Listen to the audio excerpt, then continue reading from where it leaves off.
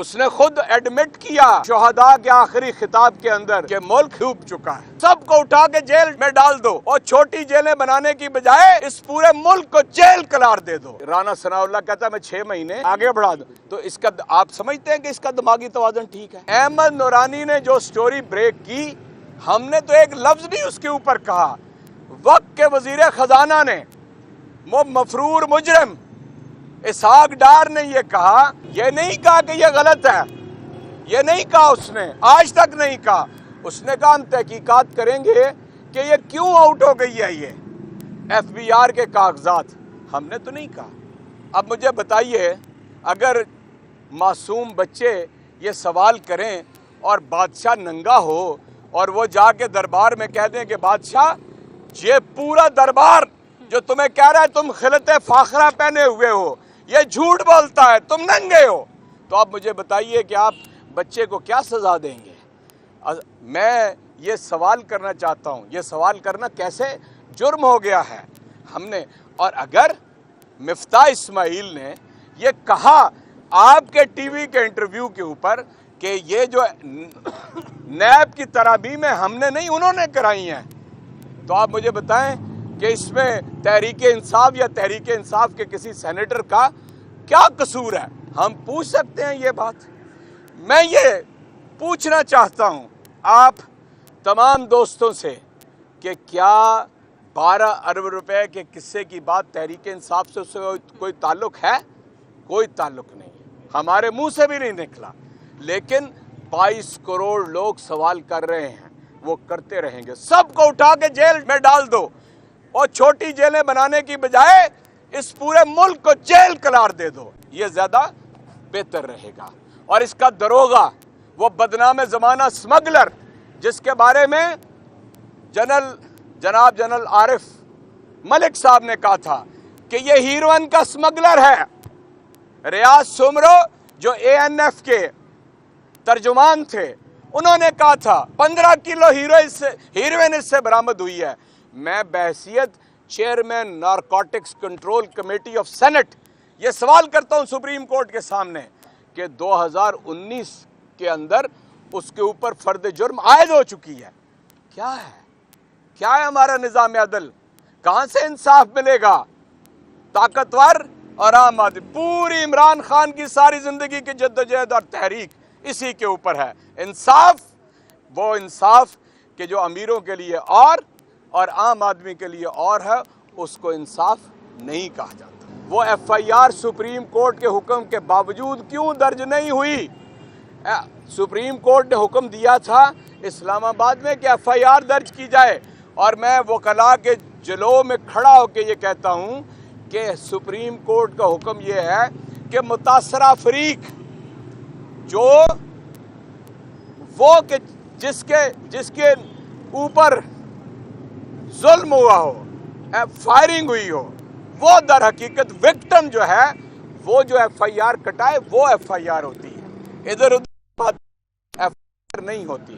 Similarly ایک بات اور جو میں اعظم سواتی کے حوالے سے سپریم کورٹ کی یاد دلانا چاہتا ہوں، ایک واقعے کی ایک سے زیادہ ایف آئی آر درج نہیں ہو سکتی۔ کیوں سپریم کورٹ کے یعنی اس حکم کی خلاف ورزی کی جا رہی ہے؟ ہم معزز جج صاحبان سے ہمارے کوئی اور اللہ رب العزت کی ذات ہے اور نیچے یہ ہمارے ججز ہیں، سپریم کورٹ ہے، ان سے ہم پکار کر کہتے رہیں گے کہ یہ عمران خان کی ایف آئی آر درج کی جائے۔ سوال اٹھاتے رہیں گے جب تک ہم زندہ ہیں، یہ سوال پوچھنا بند نہیں کریں گے۔ اور میں ان صحافیوں کو داد دیتا ہوں کہ جو ان کے اس مقدمے کو لے کر آگے بڑھ رہے ہیں، سارے رسک لے کر، اپنی جان کا، مال کا، رزق کا، اپنی نوکری کا رسک لے کر اس بات کو آگے بڑھا رہے ہیں، وہ خراج تحسین کے مستحق ہے۔ میرے دوستو، چوتھی بات جو میں آج کہنا چاہتا ہوں وہ آپ کے سامنے یہ ملک ڈوب رہا ہے، اور اگر میں کہوں تو آپ شاید نہ مانیں، اگر گواہی وہ دے وہ اس نے خود ایڈمٹ کیا شہداء کے آخری خطاب کے اندر کہ ملک ڈوب چکا ہے۔ آصف نے، خواجہ وینٹیلیٹر نے ایڈمٹ کیا ملک ڈوب رہا ہے، اور وزیر خزانہ آپ کا مفتاح اسماعیل، اس نے ایڈمٹ کیا کہ پاکستان ڈیفالٹ سے نہیں بچ سکے گا۔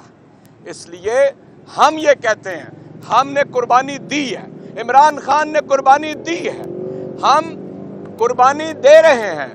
اگر آپ کی منتخب 859 نشستوں میں سے 563 نشستوں سے تحریک انصاف استعفے دے کے باہر آ جائے تو آپ بتائیے کہ اس ملک کا نظام کیسے چلے گا؟ کوئی پاگل ہی ہوگا۔ یعنی رانا ثناء اللہ کہتا ہے میں 6 مہینے آگے بڑھا دوں، تو اس کا آپ سمجھتے ہیں کہ اس کا دماغی توازن ٹھیک ہے؟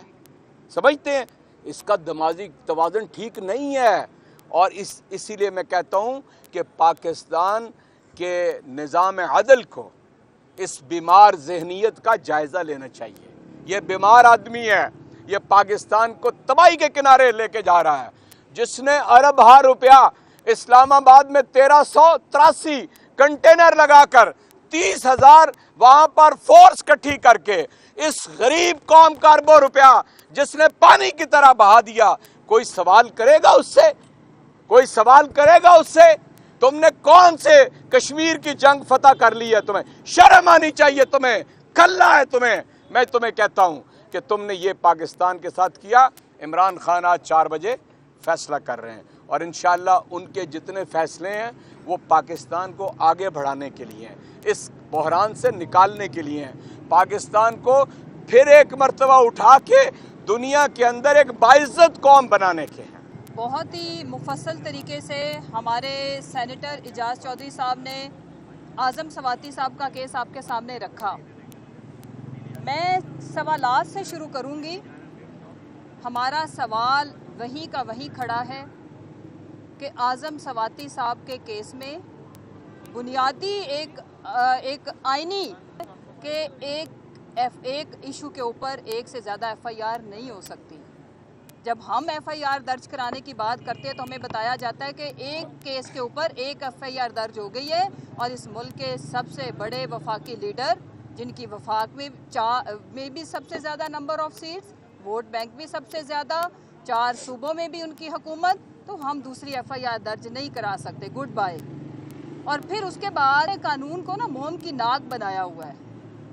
اعظم سواتی صاحب پنڈی میں بات کرتے ہیں اور ماشاءاللہ سے سندھ کے اندر بھرمار لگ جاتی ہے ایف آئی آر کے اندر، جو کرمنلز کی اماج گاہ، جنہوں نے اس ملک کو لوٹ کے، جنہوں نے اس ملک کا بیڑا غرق کر دیا ہے، وہاں پہ ایف آئی آر پہ ایف آئی آر۔